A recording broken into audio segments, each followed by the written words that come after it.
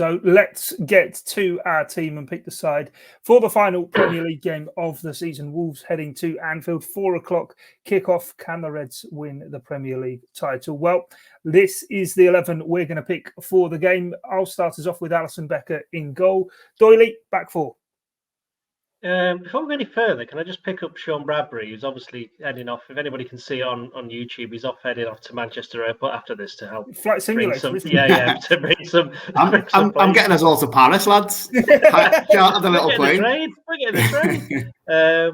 Southampton are not saints. We do not regard them as saints. There's only one Saints on Merseyside, and we know who that is, Sean. So the South Coast outfit. Yeah, that's better. Yeah. The St Mary's side. Yeah. Right. The defence. Well, I actually think it'll be a bit of a mixture. I think Tsimikas will play. There's no point in tiring Robertson any further. And Tsimikas did well by all accounts at Southampton. He's on a bit of a high at the moment for obvious reasons after what happened in the FA Cup final. So he's playing. I get Trent back in there at right back. If Van Dijk is fit, I think he has to play purely on the, just for a bit of reassurance for himself more than anything else. And I'd also play Matip as well. So that would be Matip and Van Dijk at centre-back with Tsimikas and Trent. What do you make of that, Gorsty? No, I can see Robertson coming back in. I think it's just a bit of a precaution, wasn't it? Because he's played so much football while he was rested on Tuesday.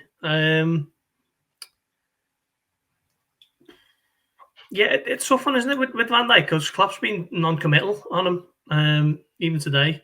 So I think let's err on the side of caution and say that he's not going to be fit and play Matip and Kanate.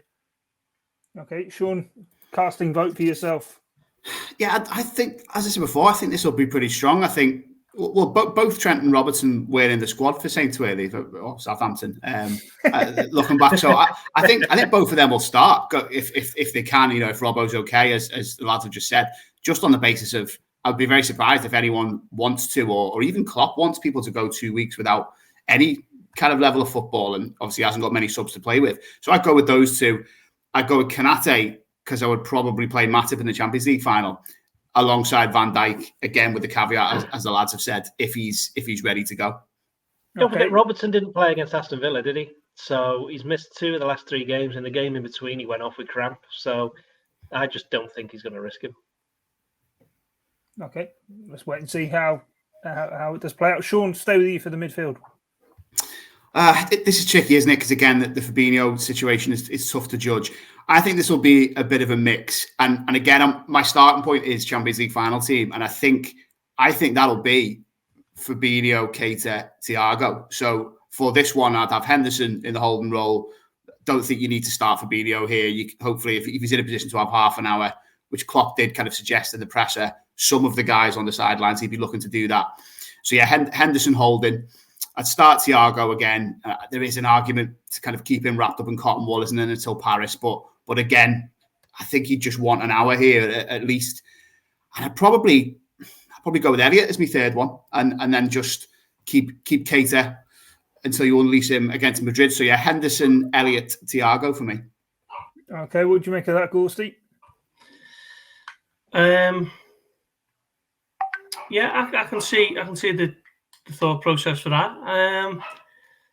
But I can also see Jones starting possibly ahead of Elliott. It's good to see him back in the team on Tuesday, 60-odd minutes. But I just think Jones has played a fair bit more, hasn't he? So I think we might be seeing Jones next to Henderson and Thiago. Okay, Doyley, what do you reckon? I think it'll be Henderson. Fabinho won't play. I'd play Thiago and I'd play Keita. Simply because he probably, again, he didn't play. Did he come for about 5 minutes on Southampton? Not sure. Did he come on? I think he did, didn't he? Anyone? Did he come on against Southampton, Ghosty? Keita? Oh, God. Is that many games? No, I don't think he did, actually, no. Oh, well, never mind. He's going to play anyway, so it's irrelevant. I'm picking him. Yeah, he did. He came on for 7 minutes. There you go. Yeah, so he's due a start. Right, okay. Forward line then, Gorsty, you can lead us on this. I think Firmino down the middle. I think Diaz might come back.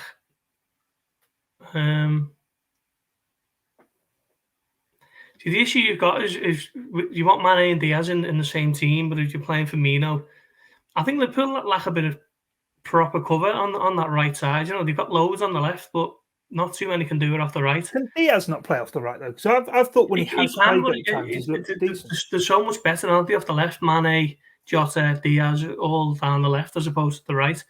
I'll play Diaz on the right. I'll go Mane on the left and Firmino down the middle. Okay, Sean.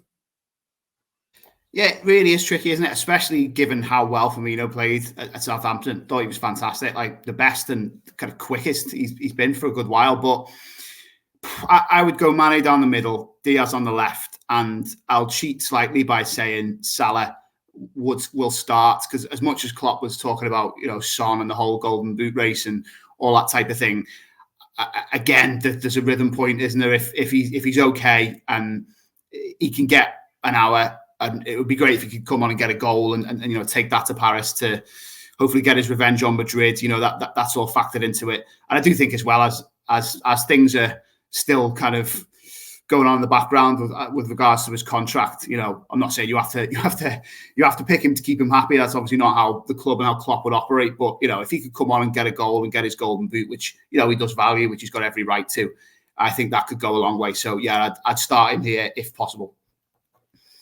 What do you think of that, Doyley?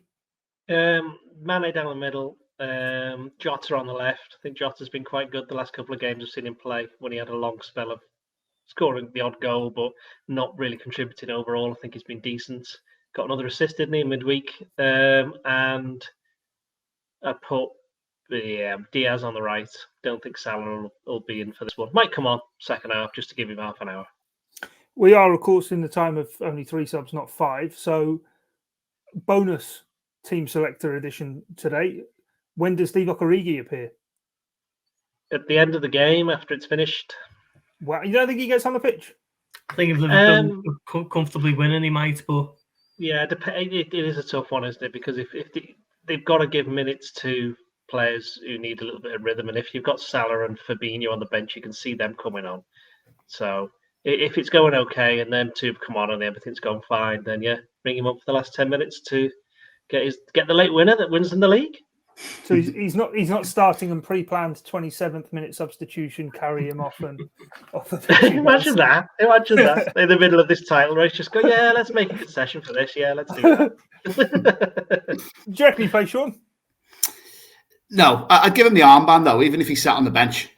Just let him be the main man for the day, as he always is. Yeah, make it a throne, not just a chair in the dugout. Make it a throne for King Divock to sit on. Anyway, right, that's the team. Predictions then. What's the score going to be? Gorsty, you can kick us off.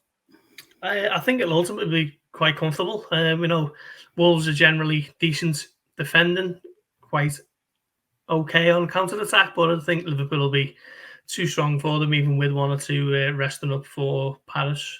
2-0. Sean? Yeah, gonna copy that. 2-0 was in my head, so I will agree with Ghosty. Doyley? I'll go with 3-1. And if matters aren't going so well, I think Connor Cody will just blast one into his own net. He won't really, by the way. That's a joke. He absolutely would not do that. But sorry. Are Liverpool going to win the title then? Anybody want to take that one, or are we? I'll take it. Go on then.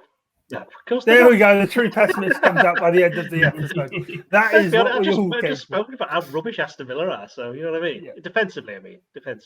Yeah. I mean, imagine. Okay, we'll ask you this question then, Guy. Yeah. You're a neutral observer. You know. Yeah. Okay, you might have some slight leanings towards possibly Liverpool because you cover the club a little bit on this podcast. But who do you think's going to win the league and why? Manchester City, because they're at home, aren't they? And they're against. You can't say that, Guy, on a Liverpool podcast. They're a more inferior side. I mean, I would like Liverpool to win it because, of course, everyone in the media supports Liverpool. But being realistic, I do agree. I think it's it maybe won't happen, but if it does, that'll only add, I suppose, to the atmosphere that will be inside Anfield, which both Doyley and Who do you want to win? Who do you want to win? I want Liverpool to win because the media supports Liverpool. That's not an answer. No. What's the actual answer from a football supporter point of view? As somebody who obviously is formerly used to, your team used to be quite good and used to win stuff. I want the team. Now you're looking at a team that's historically been a rival in Liverpool, Yeah. and a team that's come in the last 10 years, which I'd assume Newcastle are going to be like this in like 5 or 6 years.